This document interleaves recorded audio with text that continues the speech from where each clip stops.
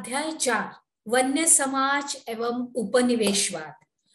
इस अध्याय के अगले विभाग में अभी हम लोग पहुंच गए हैं। तो चलिए बच्चों आगे बढ़ते हैं। वैज्ञानिक वानिकी के नाम पर विविध प्रजाति वाले प्राकृतिक वनों को काट डाला गया। अभी इनकी जगह सीधी पंक्ति में एक ही किस्म के पेड़ लगा दिए गए। इसे बागान कहा जाता है। और वन विभाग के अधिकारियों ने जंगलों का पूरी तरह से सर्वेक्षण किया और विभिन्न किस्म के पेड़ों वाले क्षेत्र की नाप जोख की और वन प्रबंधन के लिए योजनाएं भी बनाई। अभी उन्होंने यह भी तय किया था कि बागान का कितना क्षेत्र प्रति वर्ष काटा जाएगा और कटाई के बाद जो खाली जमीन रहेगी उसके ऊपर पुनरअप पेड़ लगाए जाने चाहिए थे, ताकि कुछ ही वर्षों में ये जो सब क्षेत्र है वो पुनः कटाई के लिए तैयार हो जाए। अभी आगे क्या हुआ, 1865 में वन अधिनियम के लागू होने के बाद इसमें 2 बार संशोधन किए गए। पहले संशोधन किया गया 1878 में और फिर 1927 में। और 1878 वाले अधिनियम में जंगलों को 3 श्रेणियों में बांटा गया, आरक्षित, सुरक्षित और ग्रामीण। और सबसे अच्छे जंगलों को आरक्षित वन कहा गया। अभी गांव वाले इन जंगलों में अपने उपयोग के लिए कुछ भी नहीं ले सकते थे। वे घर बनाए या ईंधन के लिए केवल सुरक्षित या ग्रामीण वनों से ही लकड़ी ले सकते थे। यहाँ पर हम लोग एक चित्र देख रहे हैं बच्चों, चित्र number 11, the imperial forest school Dehradun Bharat में। ब्रिटिश साम्राज्य में ये खुला पहला कौन सा वानिकी स्कूल, यहाँ पे हम लोग देख रहे हैं। चलिए, जो देहरादून में बना है, हमारे पाठ्य पुस्तक में इसकी तस्वीर है। चलिए आगे बढ़ते हैं बच्चों। लोगों का जीवन कैसे प्रभावित हुआ, एक अच्छा जंगल कैसा होना चाहिए, और इसके बारे में वनपालों और ग्रामीणों के विचार बहुत ही अलग थे। अभी जहां तक एक तरफ ग्रामीण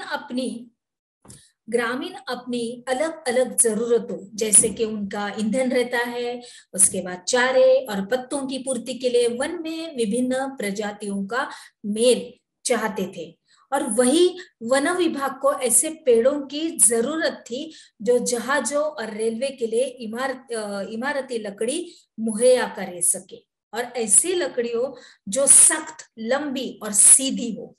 और इसीलिए सागौन और साल जैसी प्रजातियों को प्रोत्साहित किया गया और दूसरी किस्में काट डाली गई। आगे बढ़ते हैं। सूखते हुए तेंदुए पत्ते, चित्र नंबर 13 में हम लोग इसका चित्र देख रहे हैं। अभी हम लोग आगे बढ़ते हैं बच्चों, वन्य इलाकों में लोग कंद मूल, फल, पत्ते आदि वन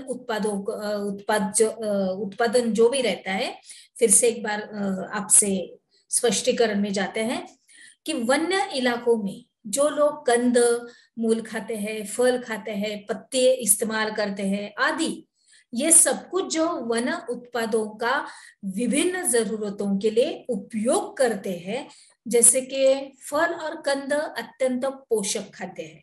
उसके बाद विशेषकर मानसून के दौरान जब फसल कट कर घर न आई हो तो दवाओं के लिए जड़ी बूटियों का इस्तेमाल होता है।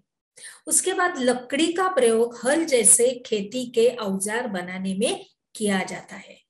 बांस में बेहतरीन बाड़े बनाई जा सकती है और इसका उपयोग छतरी तथा टोकरी बनाने के लिए भी किया जा सकता है। सूखे हुए कुम्भड़े के खोल का प्रयोग पानी की बोतल के रूप में किया जा सकता है। अभी जंगलों में लगभग सब कुछ उपलब्ध तो है।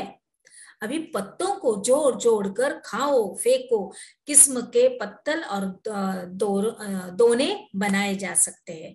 सियादी की जो लताओं से रस्सी बनाई जा सकती है, और सेमोर यानी सूती रेशम की कांटेदार ढाल पर सब्जियां छिली जा सकती है। महुआ के पेड़ से खाना पकाने और रोशनी के लिए तेल निकाला जा सकता है। देखिए कितना सारा हमारा जो भी झाड़ है, हमारे वृक्ष है, उनके कितने सारे फायदे हैं विभिन्न विभिन्न वृक्षों के।